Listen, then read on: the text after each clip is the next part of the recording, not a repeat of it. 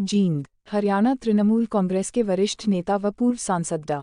अशोक तंवर ने भाजपा और कांग्रेस पर निशाना साधते हुए कहा कि भाजपा देश को खत्म करने में लगी है और कांग्रेस खुद अपने आप को खत्म करने में लगी है। आज देश में हालात बद से बदतर हो गए हैं। इस हालात में देश के पास एक ही विकल्प है और वो है ममता बनर्जी। आज बीजेपी से पूरा देश दुखी है।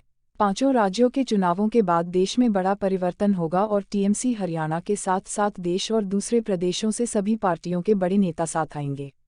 हरियाणा तृणमूल कांग्रेस के वरिष्ठ नेता व पूर्व सांसद अशोक तंवर शनिवार को बैरागी धर्मशाला में आयोजित जनसभा को संबोधित कर रहे थे। इसके अलावा आज अशोक तंवर का जन्मदिन भी था तो उन्होंने कार्यकर्ताओं के साथ मंच पर ही केक काटकर अपना 46वां जन्मदिन मनाया। इस मौके पर रक्तदान शिविर का आयोजन किया गया जिसमें लगभग 100 युवाओं ने रक्तदान किया। उन्होंने कार्यकर्ताओं को संबोधित करते हुए कहा कि अब देश और हरियाणा में खेला भी होगा, खदेड़ा भी होगा। हरियाणा ही नहीं बल्कि देश से लोग बीजेपी को खदेने का काम करेंगे। उन्होंने बीजेपी को लूट की पार्टी करार देते हुए कहा कि बीजेपी के नेता देश को दोनों हाथों से लूट रहे हैं।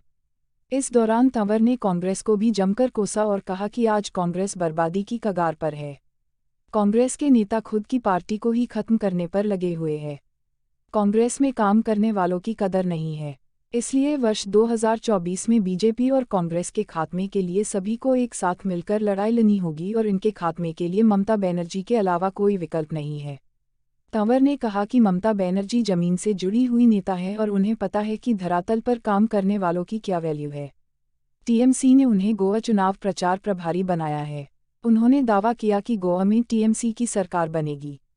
पश्चिम बंगाल की मुख्यमंत्री एवं तृणमूल कांग्रेस की सिरमौर ममता बनर्जी के नेतृत्व में विपक्षी दलों की देशव्यापी एकता की कवायद हरियाणा में विस्तार लेगी। अगला आम चुनाव सभी विपक्षी दलों को साथ लेकर ममता बनर्जी के नेतृत्व में लड़ा जाएगा, क्योंकि अगर तमाम विपक्षी एक साथ मिलकर लड़ेंगे तो भाजपा की अगुवाई वाली केंद्र सरकार को हटाया जा सकेगा और वर्ष 2024 में भाजपा को शिकस्त दे सकते हैं।